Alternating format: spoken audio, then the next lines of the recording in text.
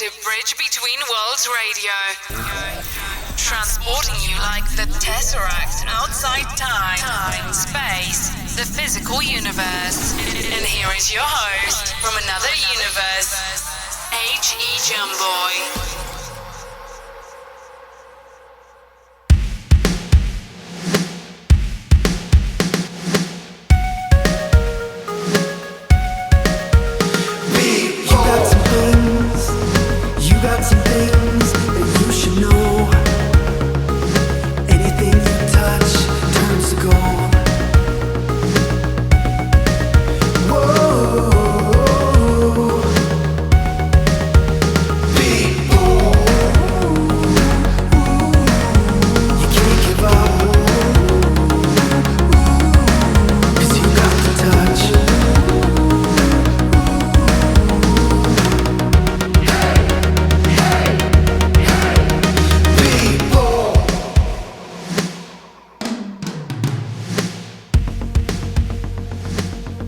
Hello, I'm your host, H.E. Gamboi, and I want to welcome you to Bridge Between Worlds Radio.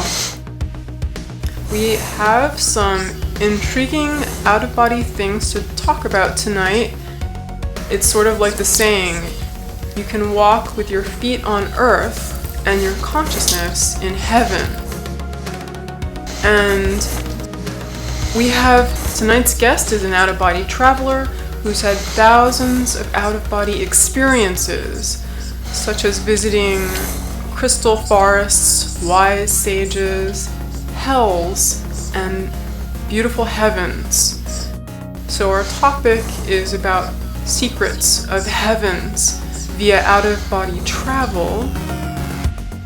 And in the second part of tonight's show, we're going to talk about secrets related to the negative polarity. So this should be an interesting show. So,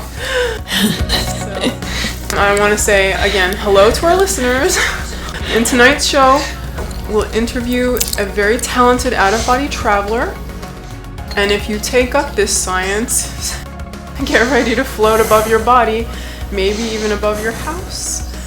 Have you ever wondered what it was like to have an NDE or an OBE and visit heaven? Well, tonight we're gonna find out. So hold on to your rooftop. Just kidding.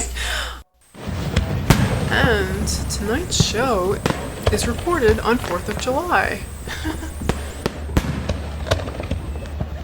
So our guest tonight has decades of experience at out-of-body travel. It's what NDE experiencers call heaven. She's had a professional career as a broadcaster, and she is an author and teacher of the Out-of-Body Travel Foundation. Her website is outofbodytravel.org. And she's appeared on national television and radio like The Joan Rivers Show and Coast to Coast AM with George Norrie. She teaches internationally and has written over 100 books on out-of-body travel. Please, let's welcome Marilyn Hughes. Hi, Marilyn. Hi. It's great to be with you tonight. Yes, great to be with you. Very appreciative of how much love and effort you put into your spiritual practice. That's a gift.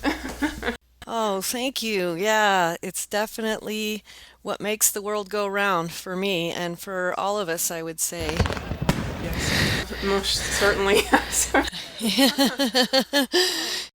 This is really an intriguing topic, and I know that on another recent interview you did, the host was so thrilled because she was saying, "Wow, this is beyond coincidence." So it's beyond coincidence for me too. So.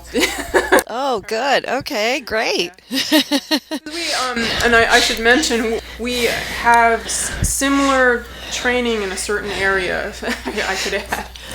Yeah. Related to what you've spoken about, rescuing souls who are trapped in hell.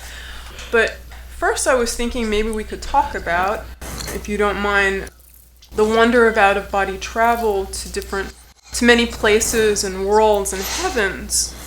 You know, examples of, I'm sure you can't talk about all the places you've been, not nearly, but some of the hundreds of places, one experiences that wonder of leaving the body and visiting.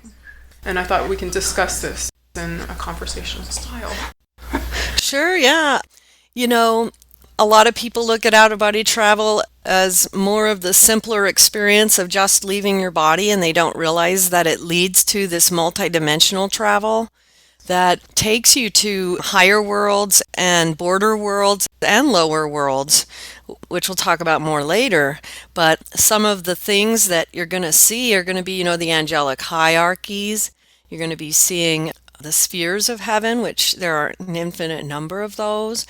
You can travel forward and backwards in time. You're taken into the realms of initiation and the rites of passage. There is so much. There is so much out there that St. Paul really understated it when he said, "Eye has not seen nor ear heard what God has prepared for those who love him." Because you're literally talking about the crystal forests, but also the crystal cities and the temples in the skies and the white-winged horses and the flying in the stars and the galactic heavens and the innumerable amounts of corridors that you travel through that take you into different and higher and finer vibrational frequencies of existence. Is there a particular experience that you think sort of captures what you're saying about moving towards a higher state and moving towards sort of like resonating with an awareness and consciousness that comes from a higher place? Well, gosh, it's so hard when people want me to pinpoint one experience. That's okay. No, that's okay. There are just so many. Let me just think for a moment. If you want, while you're thinking, I could bring up one example, which I guess sure. Time to think. Sure, yeah, go for it. Yeah. I recall on one occasion, and I've shared this before, where I was asking for guidance related to God. And the next thing I knew, I was in a library, and I closed my eyes, and I reached out my hand, and it touched a book. And almost immediately when I touched the book, I had this flash of this white, glowing brilliance. I had an out-of-body experience where I was in this world of breathtaking, sparkling light particles and a white, pure white spirit universe. And it was just a feeling of total awareness, like a 360-degree viewpoint beyond mine, and seeing, knowing, and being. And it was like omnipresent and filled with so much light and joy and serenity. And I was just like blown away, like, wow, this is what I've been looking for. With out-of-body travel, just not just touching heaven, but walking there.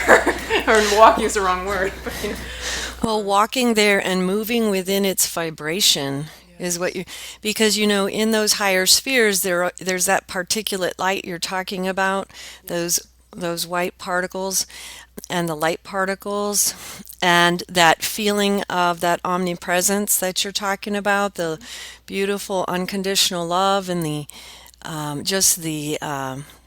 way you put it, 360 view is in so many of the spheres that you will travel, and it's in a variety of degrees. So you're going to experience it in so many different ways. So yes, I've had many experiences like that as well. And, examples would be, you're reminding me of books. So I'm thinking of going to the Akashic Records, where you're looking through the wall of the records, and the libraries which contain the things that we've all signed up for. I should mention that this is a completely different place or level than the causal. And then the Palace of Ancient Knowledge, which is this beautiful library in the heavens that contains the knowledge from all time that's ever been known, not just to humankind, but to all worlds. There's so many things because, in the out of body travel states too, you receive knowledge in books that you can kind of take within you. And you receive this not just from books that are already here, but from books that don't exist here, you know. But there's, literally, there's these beautiful cities that are made of the streets of gold, the pearl-esque buildings, the crystal buildings, the emeralds, all of that kind of stuff. The all that is beautiful is what you'll find in heaven. Golden angels, the archangel, Saint Michael is one of the most beautiful creatures I've ever seen. We see, gosh, And with the Akashic records, and also the records that are on higher levels, it's very beautiful that a being can gain perspective. It's unlimited at all the Yes. levels. Yeah. But like you brought up, you're talking about guides. Basically, there are different beings or entities, different beings, teachers. People have different words for them: teachers, masters, and so forth. Mm-hmm. And that's a vital area too. Yeah, and they have different orders of being. They are different orders of being. So they all serve different functions, and so you'll meet different ones as you're traveling through your journeys, your spiritual journeys, because they're going to take you through many different aspects of your spiritual evolution. So as you pass through one phase of development, then you'll meet more teachers and continue. It'll continue on ad infinitum, There's always more. You'll see temples beneath the sea. You'll see temples that hover in the skies. You'll meet with alien beings and extraterrestrial races, and you'll go to other planets and meet beings that exist in worlds that are filled with complete and utter love and light, and worlds that go well beyond what we can even conceive of as living beyond love and light. You will meet beings that live in worlds that are almost like purely made of crystal, where everything is psychic. Communication pretty much everywhere is telepathic. It's all communication through thought. In the out-of-body travel realms, most of it is through thought, and much of it is through empathy and compassion. So there's that empathic connection, that feeling that is transferred from spirit to spirit, which is just a heightened state of what we can achieve here if we are working on developing our souls a little bit more in learning how to tuning into the oneness that occurs within the humankind as well as all life, and the universal consciousness is one. I mean, you can go to planets where there are thousands of Buddhas. You can go to the Pure Lands. You can go to the astral planets. There's no limit. There's always more. One of the things about these worlds is that everything is always, higher, finer frequency. Colors are brighter. The frequencies are higher. Everything is more vibrant. Your senses are all heightened.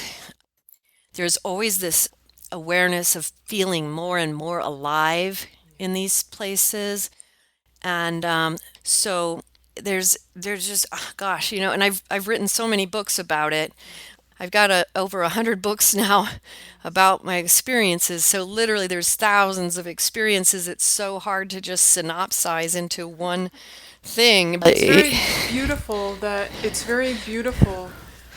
you put love into your spiritual practices, because my husband, who's also a spiritual teacher, one of the things that he said sometimes to different students is that when you put love into doing the spiritual reading of the Vardan books and the spiritual exercises to leave the body and the different disciplines like practicing the presence of the teacher, the master. Right. What happens is you're showing God that you love God, that it's not lip service, that you truly love God, that this inner connection is, I mean, actually, this is kind of like what you said. Basically, in my path in Vardankar, we call something the holy fire of God, which is like this inner fire that the more you feed it with study and practice, this love for God grows until it's like all-consuming, like a fire. In some of your works, you also speak about this importance of focusing on God. And I'll quote you. You said in one of your books, you said, God is the heart of it all, the will of God. If it's not central to your search, you'll be misled.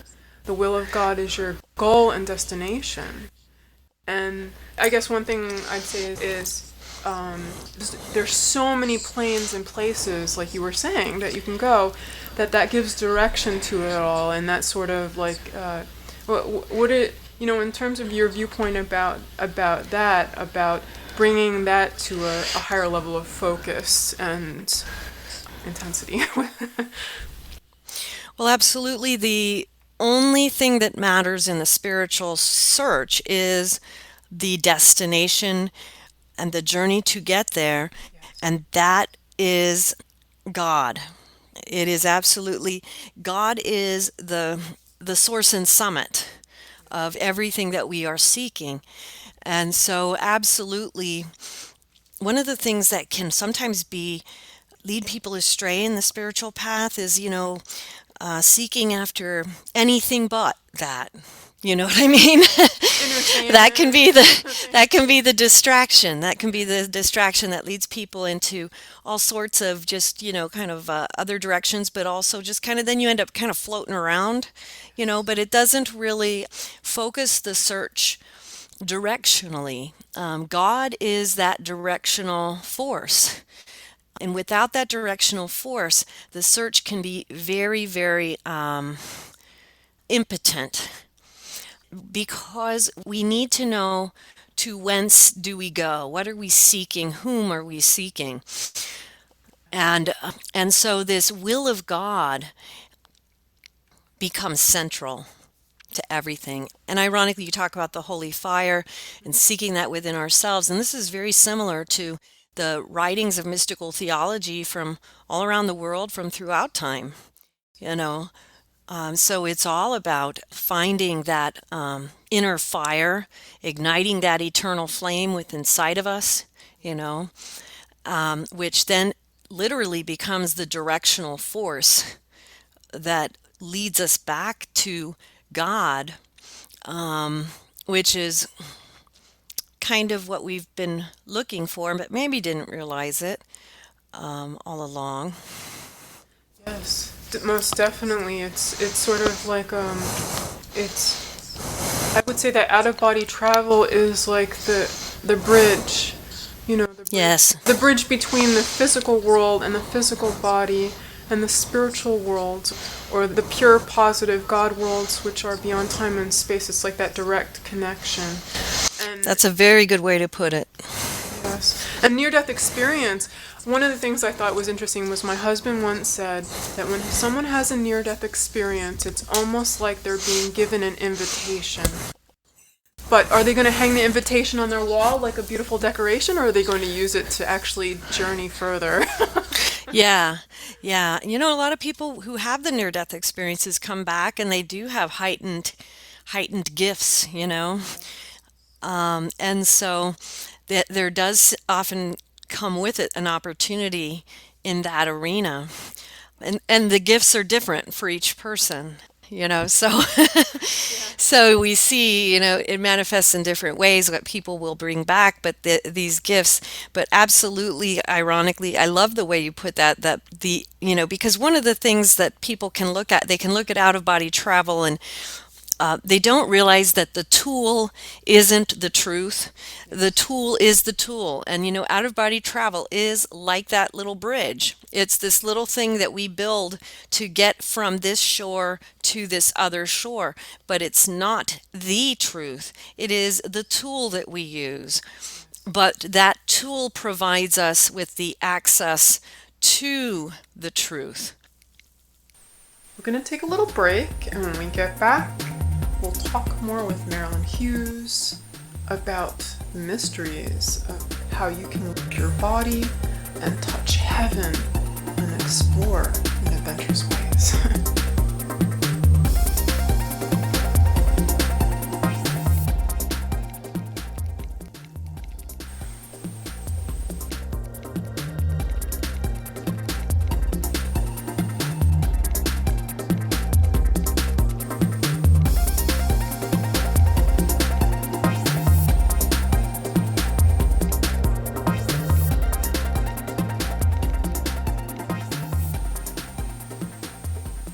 And now we're back with Bridge Between Worlds Radio.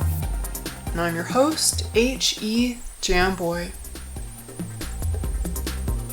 Beginning where we left off. And so, honing that tool, honing the gift, the purpose of that is not because the gift is exalted. It's because the gift or the tool leads us to that greater truth, which eventually brings us back in union with God.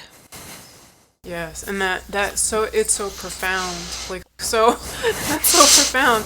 It's really like some people wish that they had a manual to life that would explain how to do things, how to have direction, and this is like a compass, like the inner compass, the book. Well, yes, and one of the things about out-of-body travel that makes it so unique is that it's personalized.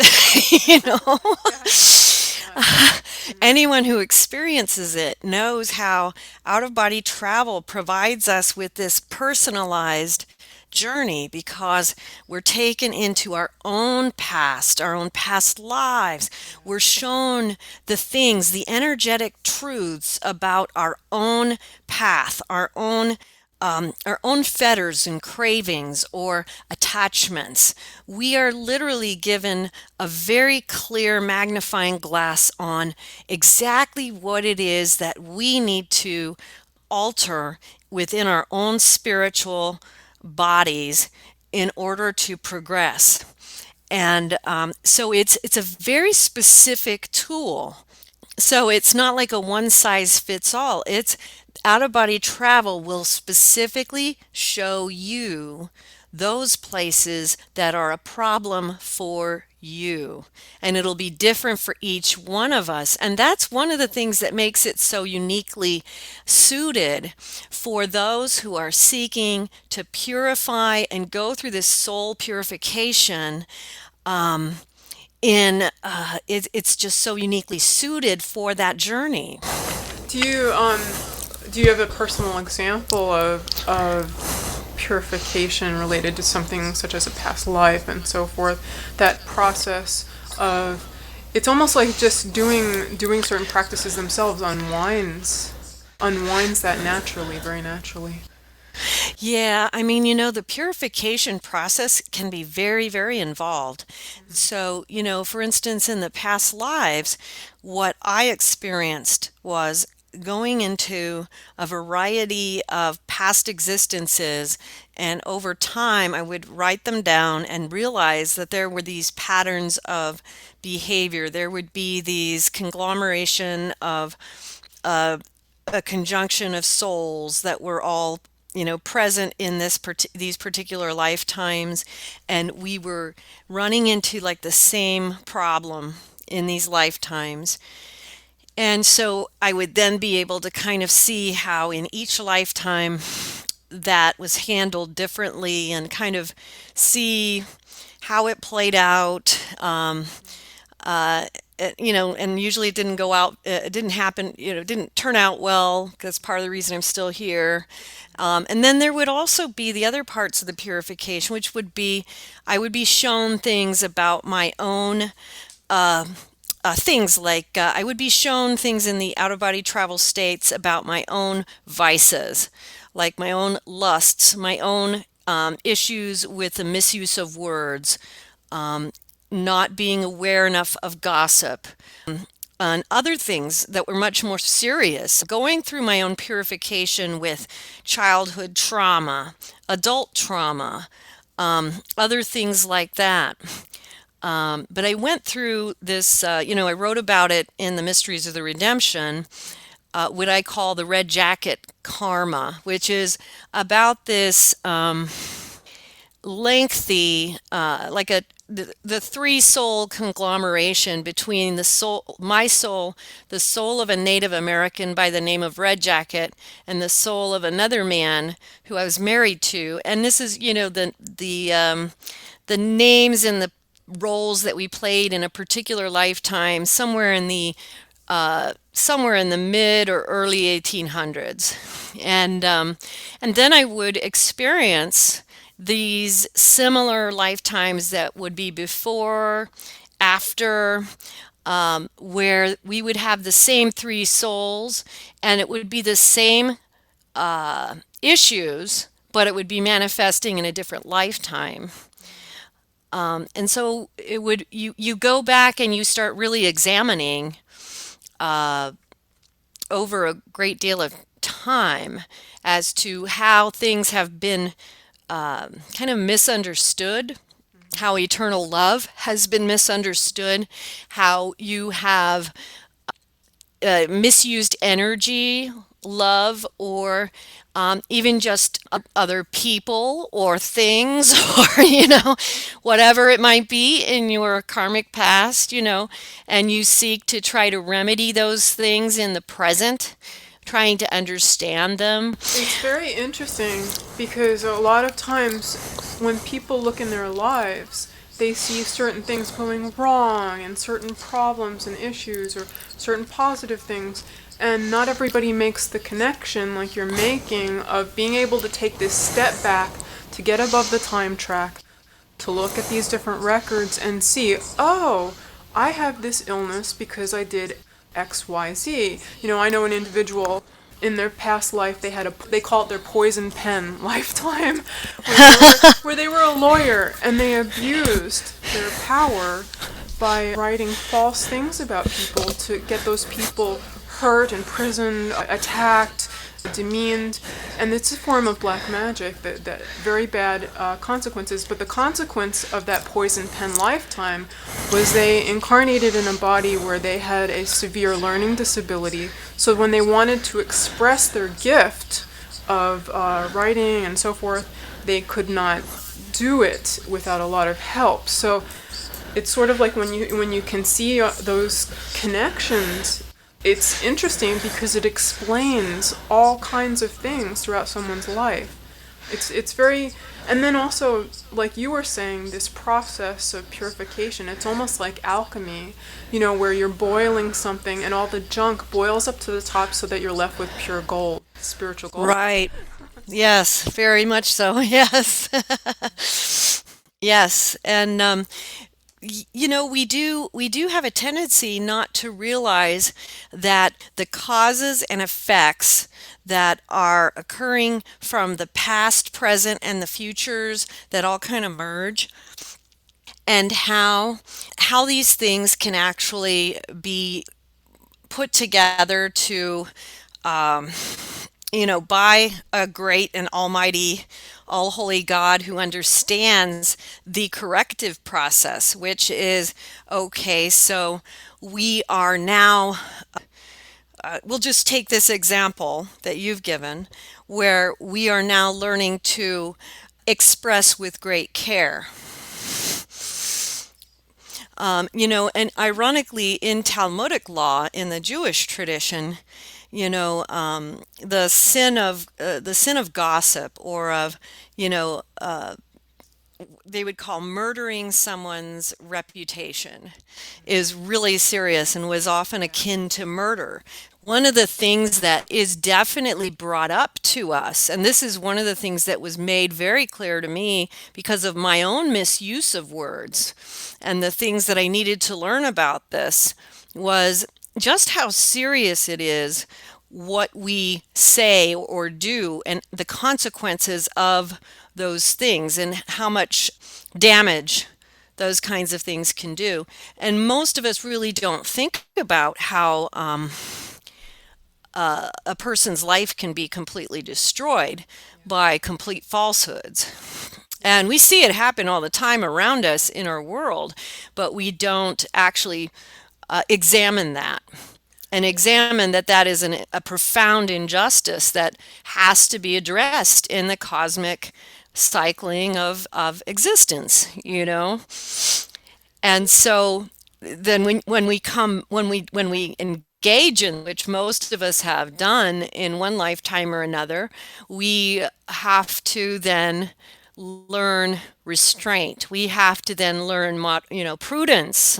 We have to learn, Yes. so we have to start applying different virtues against some of the vices we may have had in previous existences. But we also then we go through the process where we are actually examining what it was that we were either just very careless about, in terms of like careless with the lives of others, with our mouth, with our words, or that we just really didn't understand how much damage we were doing, you know? So we're just using this one example. There are a lot of different examples we could use, but this is a really easy example to use because everyone can relate to this in some way, shape, or form.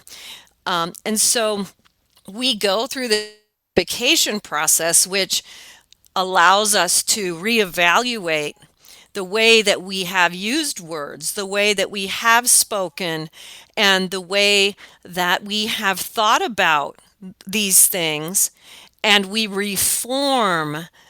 We're like formation.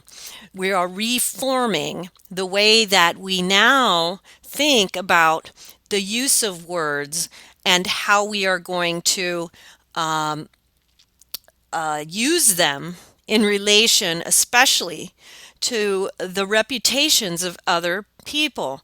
We become aware of, training the mind to become much more astute and aware of the thoughtless things that might go through our heads, and becoming almost like, if you can imagine, a catcher where we want to catch the ball before it leaves the mouth. You know what I'm saying?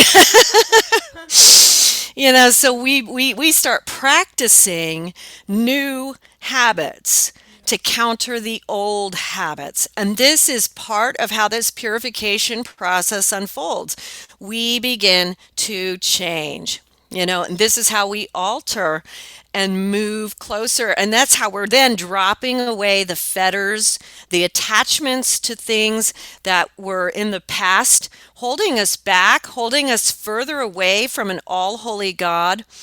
Because if we want to approach an all-holy God, then we have to become more and more aware of what it means to be in the presence of an all-holy and almighty God. And so this is how we begin learning it, because we see, oh, wow, I was not aware that every word that comes out of my mouth echoes in the heavenly courts. And it's sort of like what we do to others, we ultimately do to ourselves. Because when it comes to karma, it's like you do something to someone else, and then we end up going through that same experience. But I thought you brought up a beautiful point about how it's like you go through this purification before you become worthy of being a co-creator, co-worker with God. And actually that relates to, I brought this up before, I said that I was struck by your last name. Because in with what I practice in Vardan, the word Hugh, like your last name Hughes, it's an ancient name for God. It's like the word human, spirit man, God man. That word has a vibration and a consciousness. We have this God worlds chart on our website, but if you look at the chart, it's like a map of heaven, and the word Hugh resonates with what is called the 12th plane, which is the home of God. or you could say the ocean of love and mercy, the home of God, the Godhead. And basically the word Hugh resonates with that, and just I thought it was funny that that happens to be your name. Well, I'm honored by that. Not worthy.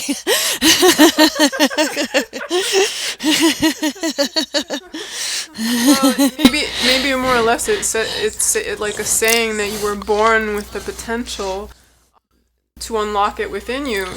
Just it reminds me a little bit of Apollonius of Tyana.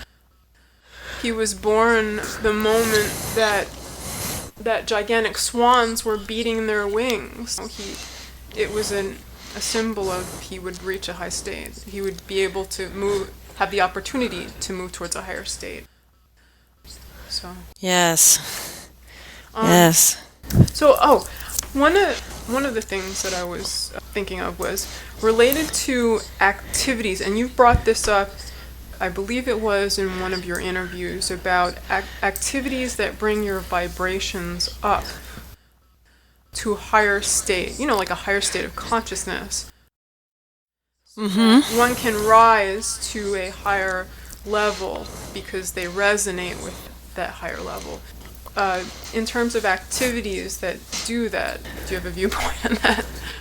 Well, the primary elements go back to the simple things of prayer, meditation, solitude, spiritual reading.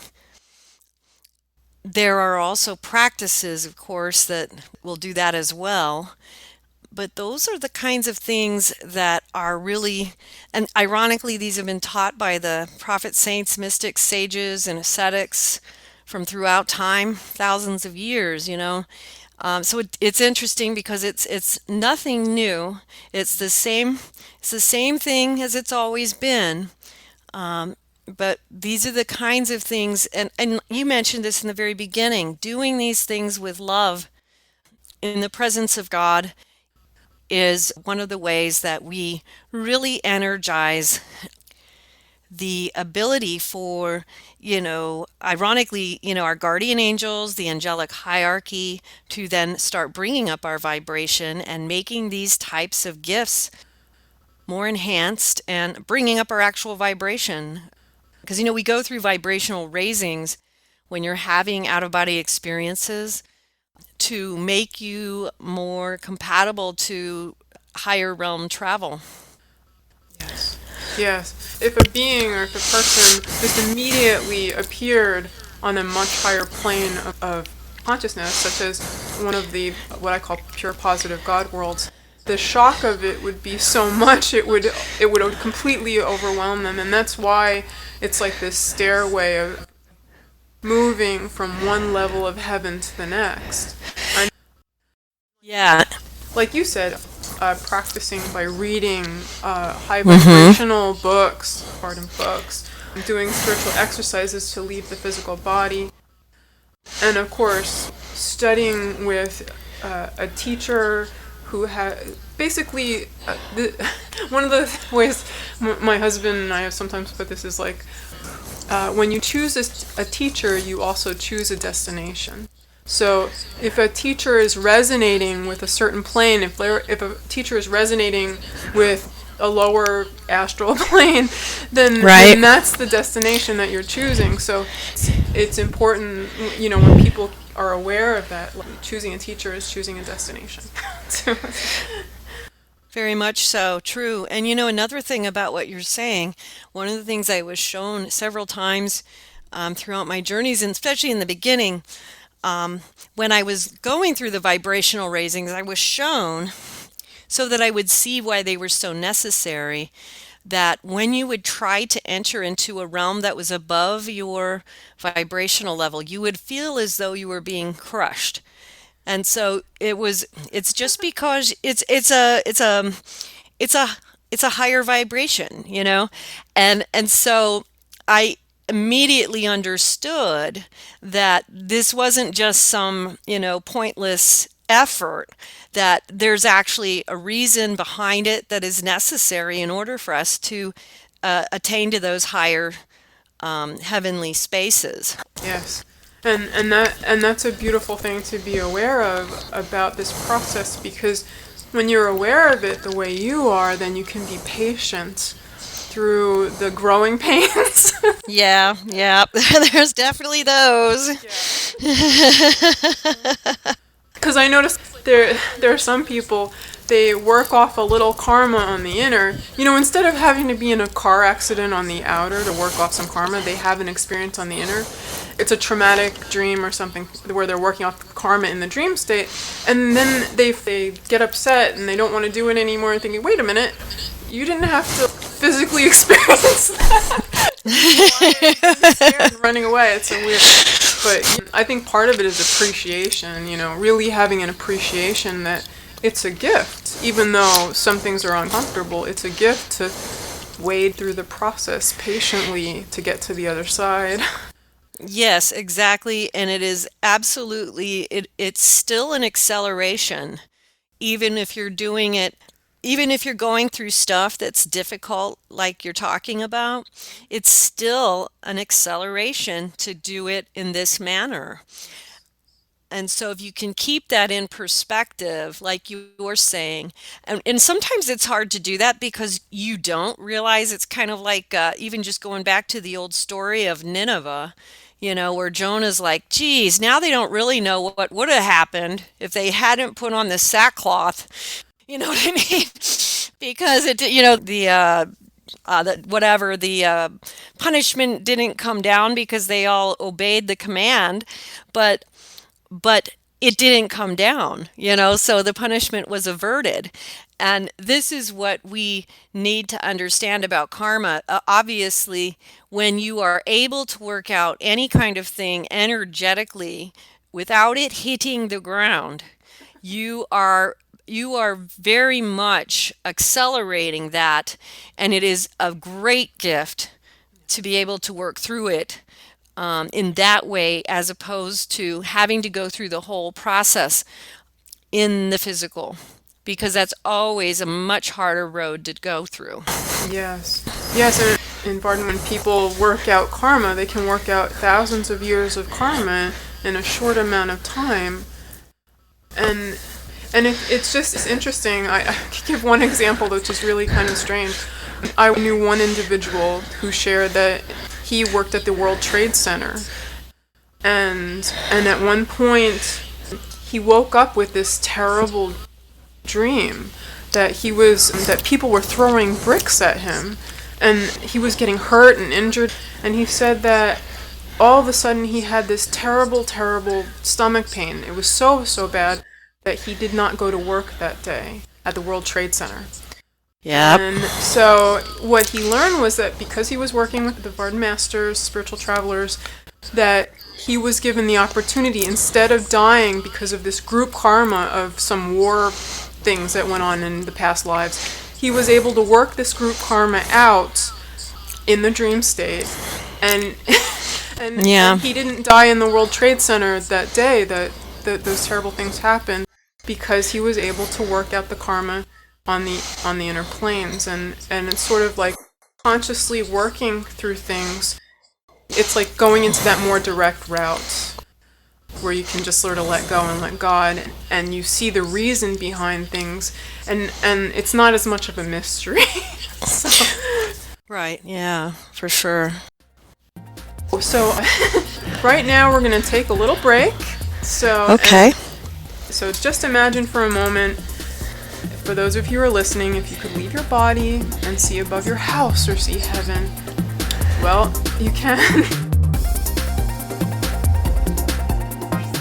So because we're blessed to have here tonight Marilyn Hughes, who's leaving her body to view countless realms, hells, and heavens, and having that beautiful spiritual connection. So when we get back, we'll talk more about that. Again, you're listening to Bridge Between Worlds Radio, and this is H.E. Gamboi. When we get back, we'll once again speak with Marilyn Hughes.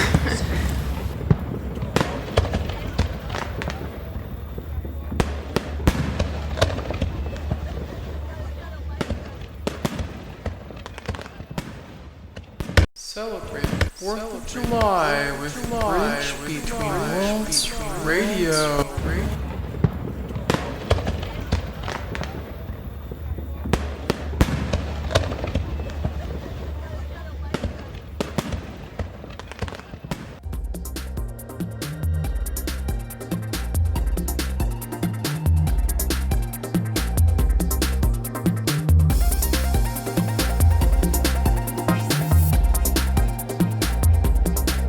Okay, and we're back here once again with Marilyn Hughes on Bridge Between Worlds Radio. Hi, Marilyn again. Hi, it's great to be back. Yes. Wow, so fascinating. Very, very beautiful, your experiences and the awarenesses that have opened up to you from all the practice that you've done for so many years. You've been doing this since the 80s? Yes, yes, I am that old. Well, the way I'm just ages in the eye of the beholder.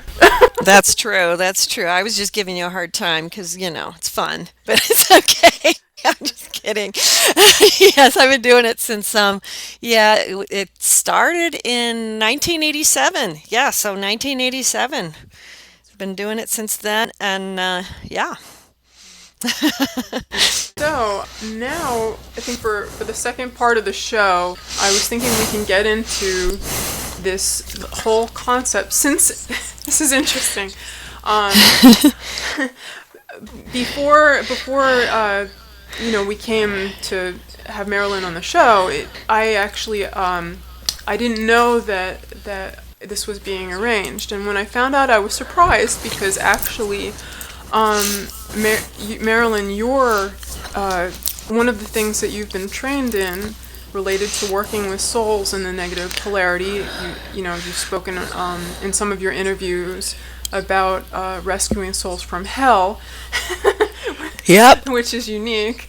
It's actually similar to a specialty that I've been trained in many past lives, but maybe in sort of like a somewhat different way. I've been trained to work with souls in the negative polarity to help them not really escape hell, but more or less graduate from reincarnation and karma and move to being co-creator with God. I know there are a lot of negative polarity souls kind of like, don't like God. but Yeah.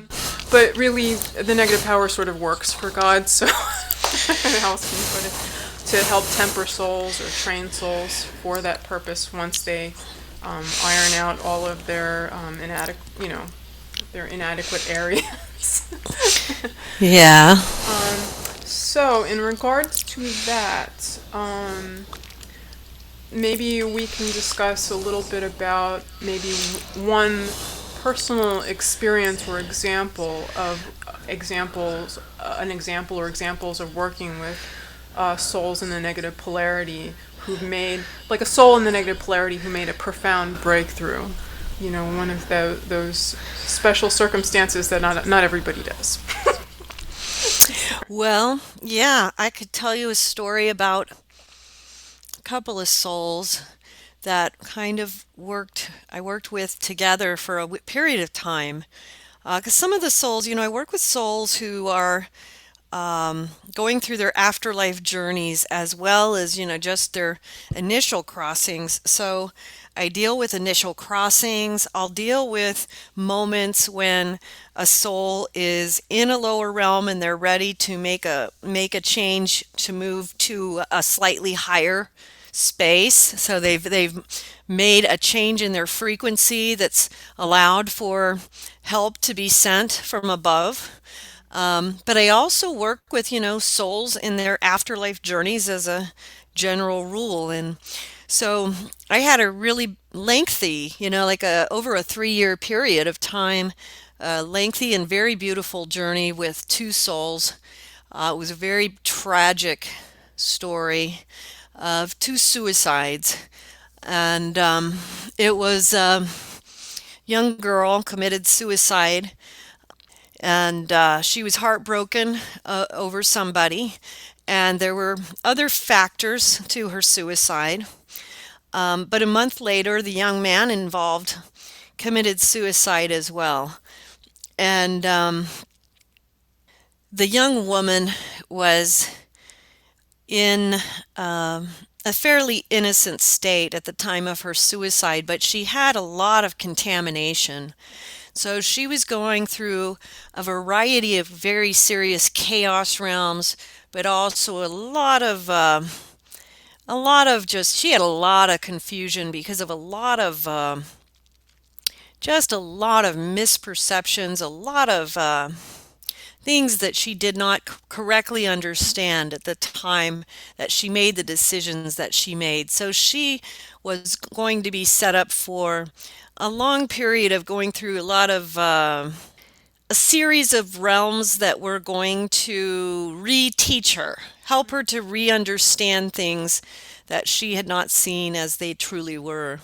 Unfortunately for the young man, he had taken her down a really dark road, and his actions in her regard had been so seriously askew that when he committed suicide, he was in a deep of the lower sphere that I just felt there was no hope for him in any type of anytime soon, I guess to put it. um, and you know what you see in these lower realms is that sometimes it takes a long time because souls are very attached to their to where they're at, and sometimes it happens more quickly if they're not as attached to it. But this particular soul had really contributed to this young woman's suicide, not intentionally in the sense of he didn't, convince her to do it, but he had done things that had really pushed her over the edge, and so it was almost considered like a homicide in that he was carrying on his soul. So it was very serious, and so he was in this really dark place. It was when you're dealing with something like that, very dark, black place. Um, a lot of predatory beings in this realm. Um, when you are a predator in life, you go to places where you are the prey, so to speak, So it was kind of like this, and it was just a really icky place to be. I didn't expect much for him, but I continued to pray for him, and I was working with her all that time. She was going through a lot of purifications, a lot of places where it was almost like summer camp in some regards for her in some places. I know it sounds funny to say that, but literally there was this one realm where there were like little log cabins, and she was there with other souls, and they all had counselors, and it was a very, this was very compassionate place where they were trying to help these souls that were like her and others like her who had gone through some traumas, and then she would eventually move up to where she was actually in like what would be a school. It was almost like a university environment, and she was in a much brighter space, but there came a point. And hard to put into words, but literally I was shown one day, and I'm getting slammed as I share it, but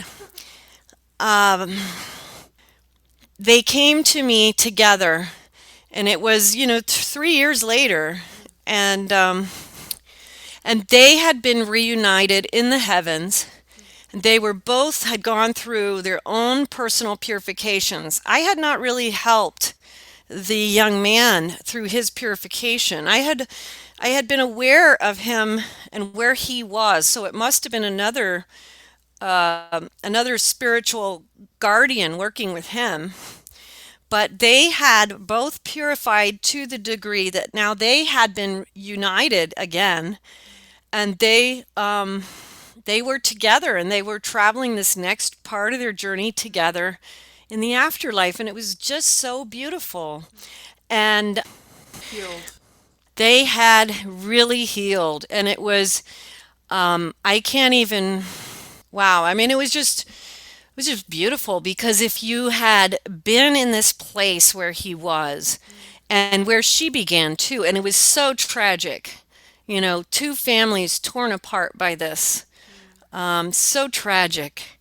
And then just even a few months later, I'll just share this, even though this is kind of personal, but I'll share it. Um, I had a I had an experience a few months later, and my son had what should have been a fatal fall off of a bridge, Ooh.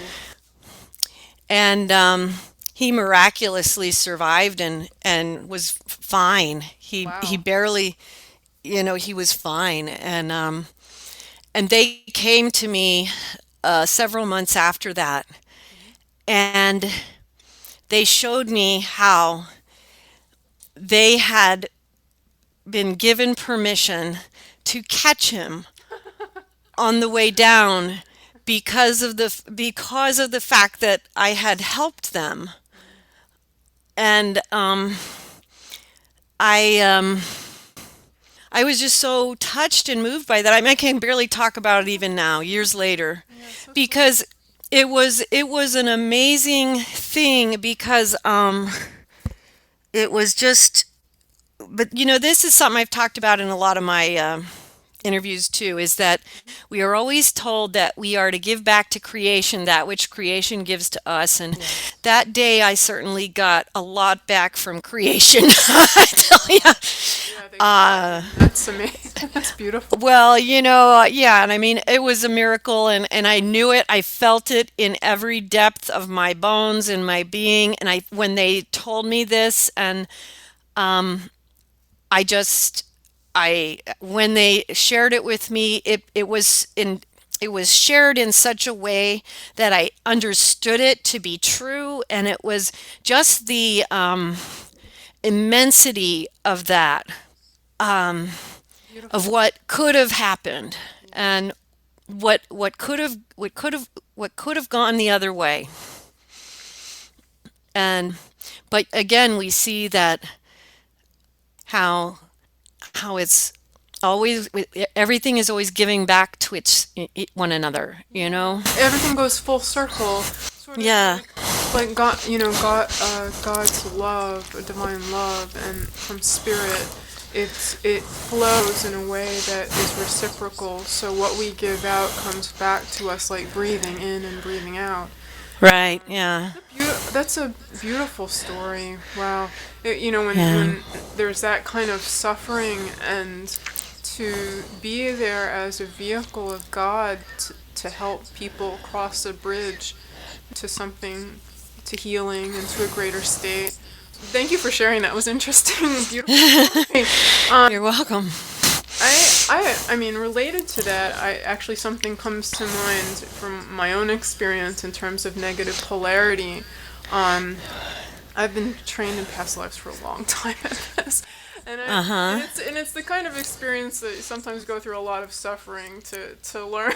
So Yeah. anyway, but, to put a long story short, but I had one interesting experience where there was this this individual who was a Satanist, and I'm not going to say anything about their identity. I don't want to indicate anything, but anyway, this person was a Satanist, and what happened was I was getting attacks, like really, where on the inner planes there was all this, psychic attacks happening. It was pretty terrible. Like, Yeah. and I think it was a certain Satanist, and what ended up happening was he thought that he hated me. Yeah. But he was putting all this attention on, but in reality, it was like there was a part of him, it was really that he felt drawn, and he expressed it as this action of psychic attacks and negative badass attitude and things like that. But then at one point, because there was him and there was these other people that were attacking, at one point, this is before I looked on the inner planes, and I had this knowingness. I was shocked. I looked at him as soul, and I saw there was much more there that I wasn't seeing. It's sort of like when you see somebody's behavior, and it's just really bad and everything else, you can have preconceptions about the person, and biases, and condemn them. So, I was not happy.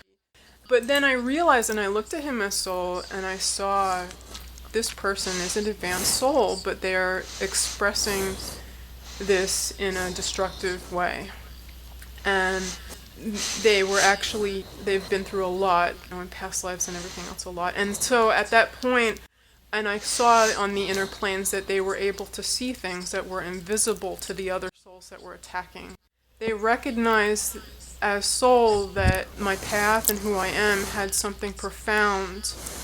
And they were kind of shocked by it. But I thought, again, with a bias, so I thought to myself, they'll probably, be ready to move to a higher level, maybe 500 years from now. But then all of a sudden, to my shock, I was shown that this person was ready for the reason they were drawn was because this was something they were ready for. And so he was in this lower astral plane. This Satanist was in this lower astral plane where it was very negative and dark, and it looked like he was drowning, like literally drowning, trying to keep his head above water so he wouldn't drown. But then I realized, no, wait a minute. He's not trying to pull me down. He wants to be pulled up. So then Divine Spirit worked with me, and he was pulled out of this lower astral plane, and he had these soul records read by the master, my husband, Naidaza, and in the soul records he spoke of thousands of years about how this individual, this Satanist, in his past lives, he was this dark black magician in ancient Atlantis, where he had done a lot of dark things with black magic and some really heavy stuff. But that he put himself through the Holocaust, which as strange as that sounds, to work off enough of his evil karma to be eligible to enter the spiritual path, Vardan. And also he went through, in this lifetime, some experiences that were really rough to work out enough karma to earn the right to enter.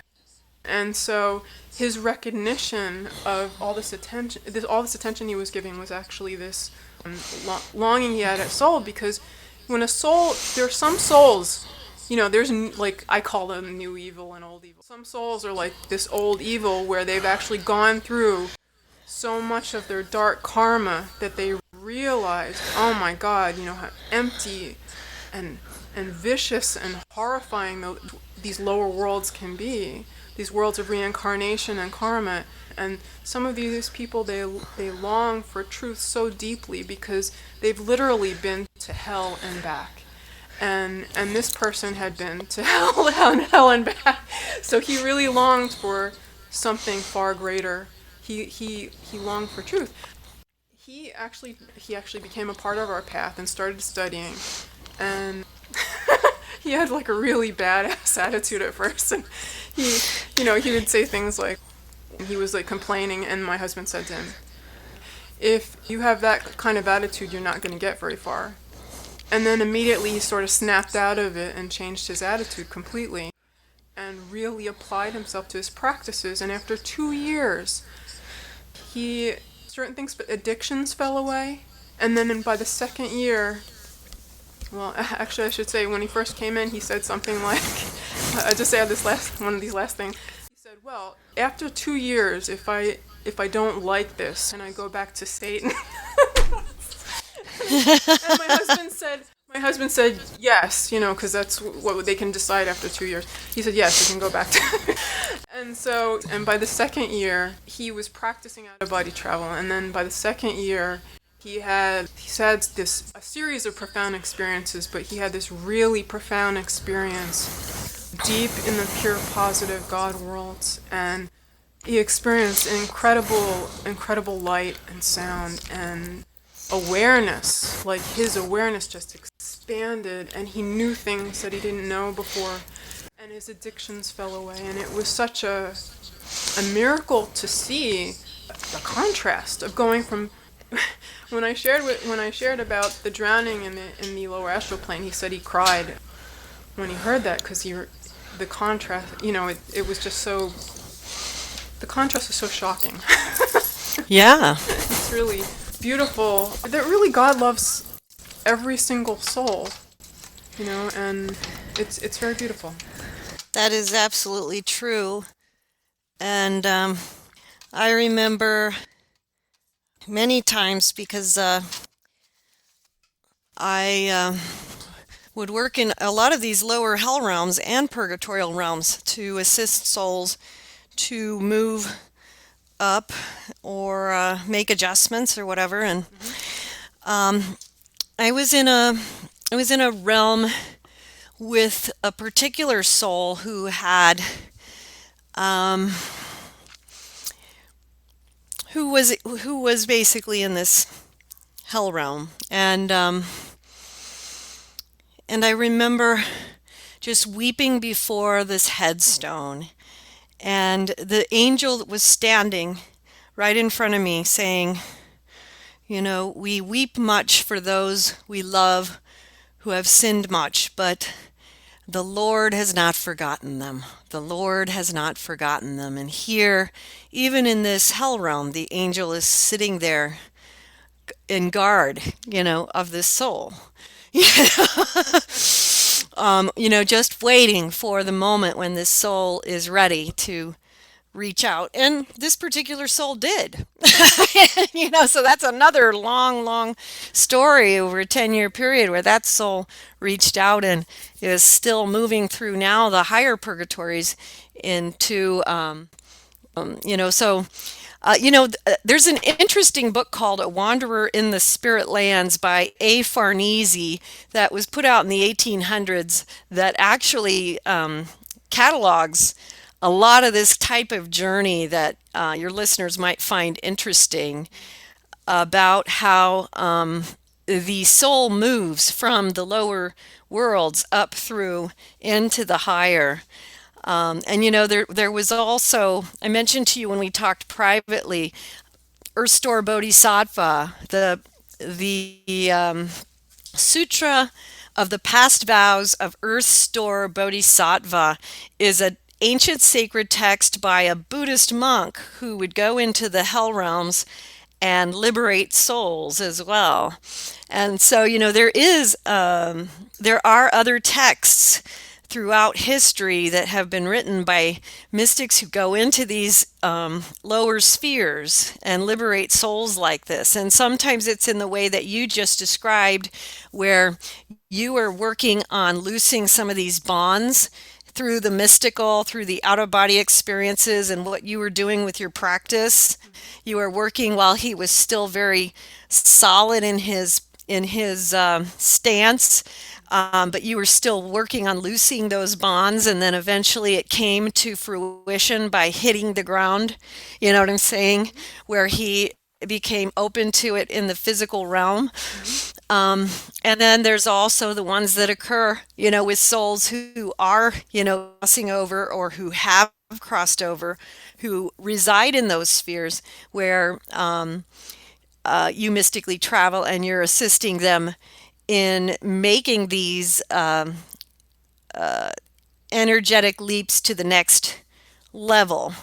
So like in my own experience, a lot of times you'll go into the realm, you'll be sent in to assist a particular soul who has reached some type of level where they are ready to leave that sphere. So let's talk about a chaos realm, for example, which, chaos is really, really popular these days. So The Earth for sometimes some reason, feels like a chaos realm.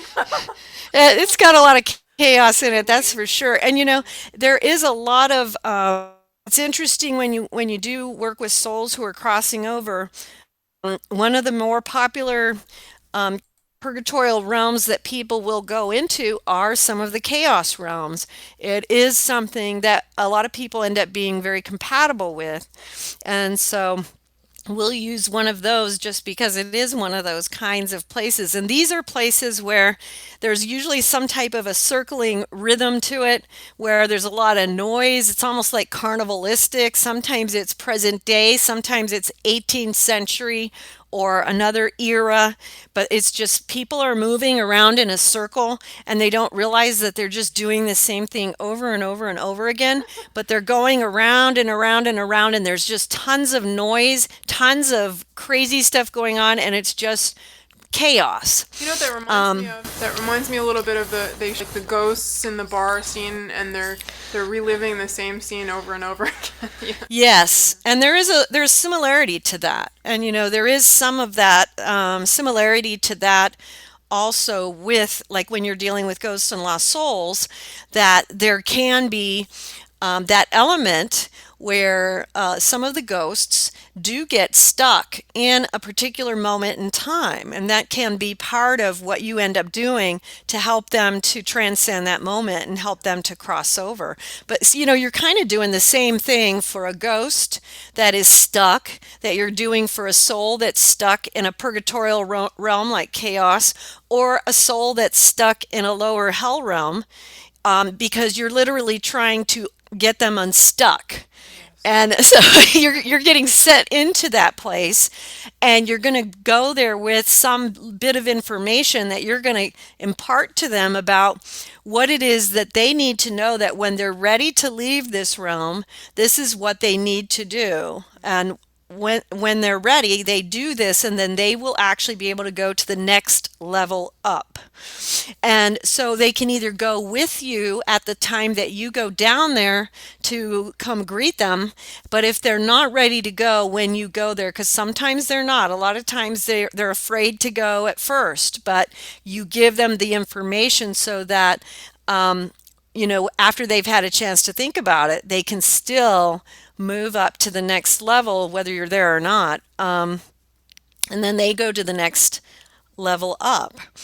And so, there's a real similarity about this, and that even applies as well to what you're doing when you're talking about what happened with your friend, who then had this beautiful experience, because what happened was you were moving in energy within this stuck place that he was moving, and where he was actually a bit assaultive of your energy, but you were working with it in there. And then as it was able to reach consciousness, and see, this is what's beautiful about it, because this is the same type of thing that we saw with the two souls I talked about who had committed suicide, where full circle, Yeah.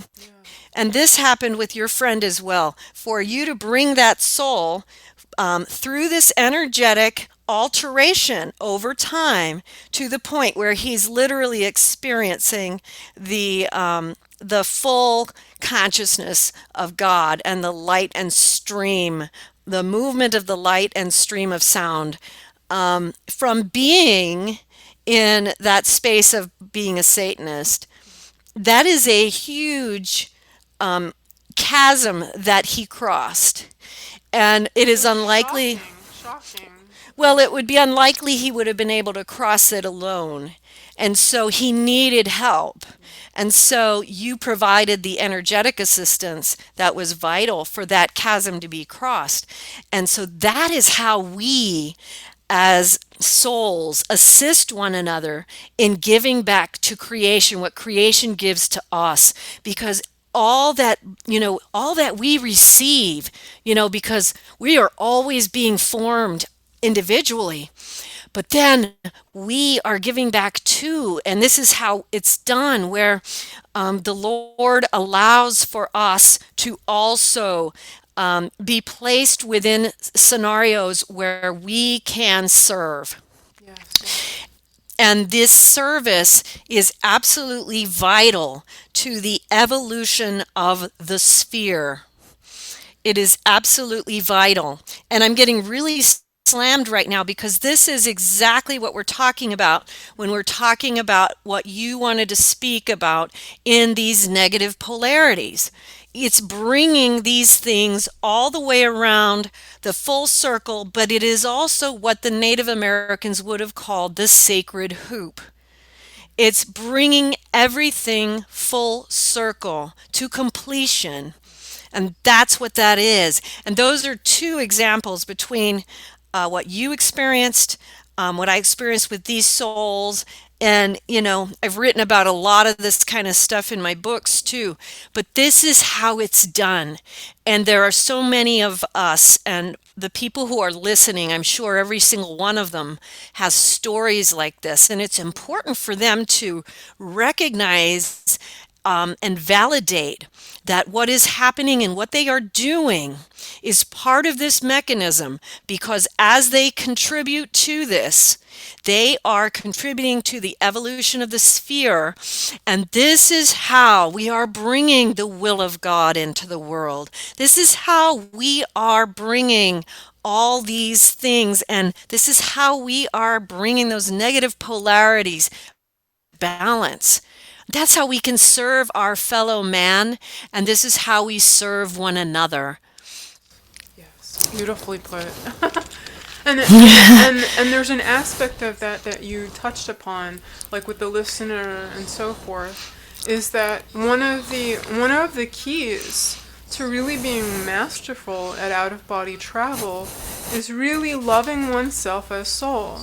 Because a lot of times people condemn themselves, they beat themselves up, they made mistakes, they did things they regret, things that make them feel like they are unworthy of something better. I literally see people that will punish themselves because they feel unworthy. They will quit because they feel unworthy, like they're not good enough. They, in the back of their minds or the back of their consciousness, they remember horrible things that they did in past lives, and they still can't let go of that stuff so that they can open their cup and receive something greater than they knew was possible for themselves. Like you're saying, it's like one has to first learn how to love themselves. And a lot of negative polarity people have it beaten into them that they should not love themselves. So much so that they become disoriented, they lose touch with this inner compass. And that was one of the really neat things that happened with this Satanist, was all of a sudden he had this profound inner compass where he could just, if he wanted the answer to something, he'd just know it. Like it would just come right, knowingness would just come to him, and he would know the answer. And I just thought that's profound. What you're saying is like really profound, like this full circle thing. It's really profound and beautiful. Well, and when you mention that too, what's so important is for people to realize that every single one of us started out in a negative polarity. If not many, many negative polarities. So there's not one of us who is, immune from that. We were all there, whether in this lifetime or another, probably in both. Yeah. And so I think the reality, and that's so true because people do this and they don't realize that the reality is that this is what "but for the grace of God go I" means. And so that's what we do, is we accept that grace and we accept it, we step into it, and we allow it to bend and mold and move us forward. If we don't, then we cannot alter or change or evolve into anything more than we've ever been. Yes. But we've all been that. Not one of us has not. So true. And actually, it reminds me a little bit of Milarepa. Milarepa taught what I practice too. Milarepa was like this great sinner who became this amazing saint. Right. And one of the things that was interesting was at one point, because Milarepa chose that path, he worked out, what would have been hundreds or more years of karma in about 7 years. And during that time, because he had used demons to attack people, he actually went through a period of karma where he was being attacked by demons, where he's working out that bad stuff, so he sicked demons on people, now they were sicking on him. But what was interesting Yep. what was interesting was that he took on a special role called the Living Varden Master, where he had certain gifts and abilities. And one of those abilities was he could go beyond the Akashic records and read what is called the soul records. He actually did soul record readings of these demons, which is really he had compassion for them, and he saw them as soul. Now, I don't recommend chasing after demons and buddy-buddying with them, as you could, buddy-buddying with someone who could harm you. That I don't recommend. Right. But because it was his karma, and he had to work it out, he was actually doing soul record readings of them. And he actually told these beings that were in demon form that in past lives they were human, in human bodies, but they had committed errors and mistakes and harms that were so terrible that they were assigned to incarnate in these demon bodies. And that now that he as a master could free them of that level of existence if they wanted to. And so all of the demons, except for their leader, decided that they wanted to be free, and Milarepa sort of he helped them to leave the demon bodies and go into this higher state, this higher form. Because, as soul, they were ready to move on to something where they were less limited, where they could experience greater freedom and joy and heal. And so that's an interesting example of compassion that, like you said, all souls go through periods of extremely negative polarity incarnations and extremely positive incarnations. And actually, when you see people, evil and they're obsessed with it, you can pretty much tell that they've had those kind of lives not too long ago, probably. Yeah, and the reality is that that's the nature of evolution itself. Yes. That we move up from the below. So, we are where we are in these worlds where the battles between good and evil reside, because that's, we've just been moving up from these low ourselves. So we are no stranger to that. But, we do not progress by being upset about that. We progress by recognizing that, okay, so we are not as far along the path as we'd hoped, but by golly, the way we're going to continue to proceed is by continuing to proceed. Well, they say, one of the things that people have to learn, and from my experience, it has been that they let go of the past. It's sort of like, what is it? Isn't there something when Jesus said, don't turn around or something, don't look back at I don't know which quote that was. That was from the Old Testament, from the Sodom and Gomorrah. Don't look back, as it was going to be destroyed, as you'll turn into a pillar of salt. You had to move forward. And that's very true. We have to move forward, and there's kind of like a real waste of energy that can go into focusing too much. There is a purpose in understanding from where we came, but there has to be balance to it. Yes. So we only have about 2 minutes left. So I wanted to ask you, in parting, is there a piece of wisdom that you would like to share with the listeners that you think might be helpful to them in this life that might make their lives easier, or where they can move to another level?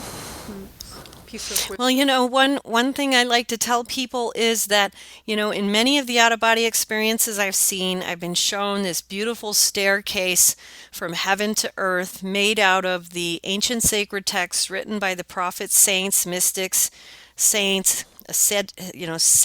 ascetics, desert mystics, hermits, Remember that the gold, the key to our mystery of existence here, is left to us in those writings that were left by those great souls right before they left this earth for the last time. And it's still out there for us to glean from. And the key to that journey that we're taking from earth to heaven is purification. And the purification pathway begins with love. Yes, yes. Divine love, wisdom, power, and freedom. Thank you so much. Everything that you shared was deeply insightful and wise, and you've given a great gift of love and awareness, and that may touch some individuals' hearts and may move them in ways that maybe they didn't imagine were possible. So thank you for this amazing love that you're a vehicle for. Oh, thank you so much for having me. It's been a great conversation. Yes. It's great meeting you, and I've enjoyed our time together. Yeah, so much. So, this has been The Secrets of Heaven, and with OBEs and negative polarity experience. Again, thank you, and to the listeners too, and we're deeply grateful for the divine gifts that have been shared tonight. Really inspiring. And we want to say thanks for listening to Bridge Between Worlds Radio. Have a great night.